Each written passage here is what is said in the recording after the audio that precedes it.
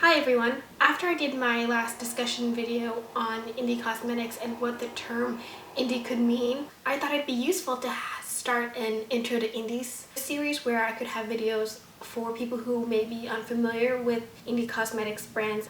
For today's video, I figure since buying from indie brands is different from buying from other mainstream brands, that I could talk about maybe what to know before purchasing from an indie brand. The first thing you might see on a lot of indie brands is the term turnaround time. Turnaround time is defined as the time it takes for the indie company to make and ship out your package. It does not include transit time, so it does not include the time it will take for the package to get to your house. And turnaround time is defined in business days, Monday through Friday, excluding weekends and holidays. For example, if a business's turnaround time says 2 business days, that does not mean that you will receive it in 2 business days, but that after 2 business days, the company will ship out your product or your package.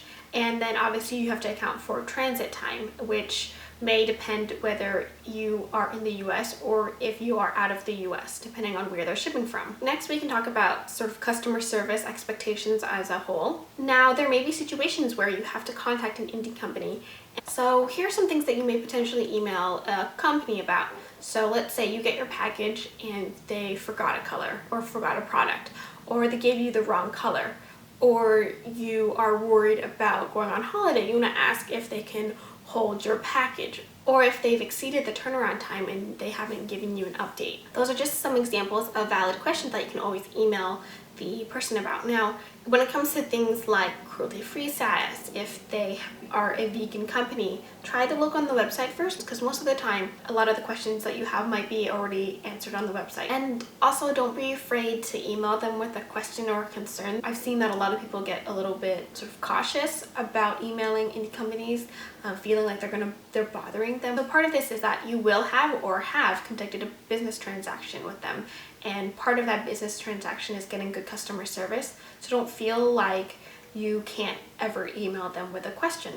And if you have a problem, they need to know about it before they can try to fix it. So it's always good to email them with any concerns that you have. So lastly, I want to talk about using PayPal. A lot of indie companies use PayPal as a payment system. Using PayPal affords you certain buyer protections that I think everyone should be aware of when they're making any purchase online. Part of the buyer protections that you have as part of PayPal include being able to file a dispute. A dispute is basically you saying to the owner, hey, there's a problem and you need to fix this. Before you file a dispute though, you need to try to get in contact with the company, and if for some reason you're not able to get in contact with the company, then you can file a dispute. You have 180 days, I believe, from your date of purchase to file a dispute. Here are some reasons why you may file a dispute, and there may be more reasons.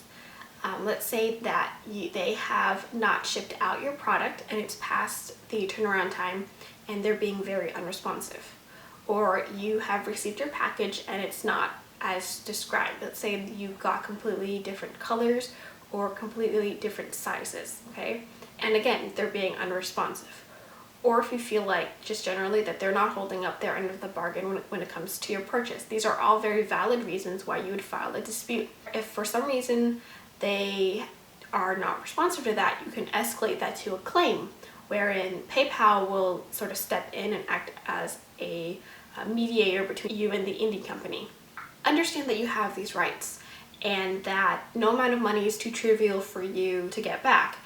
You've conducted a business transaction and they owe you product since you've given the money. So don't feel like, oh, it's only 10 bucks, I'm gonna waive it off. Like, understand that you have these rights, you can exercise them if you want to, especially if you're using PayPal. And it's not just for indie companies, but for if you're purchasing anything online. So that's it for the video. I hope that talking about the turnaround time, sort of customer service expectations, and also about your rights regarding PayPal have been useful. If there are other things you want me to address or other topics that you want me to address, feel free to leave a comment below and I'll reply to your comment or add whatever idea you have to my list of videos that I want to do in this Intro to Indie series. Alright, thank you!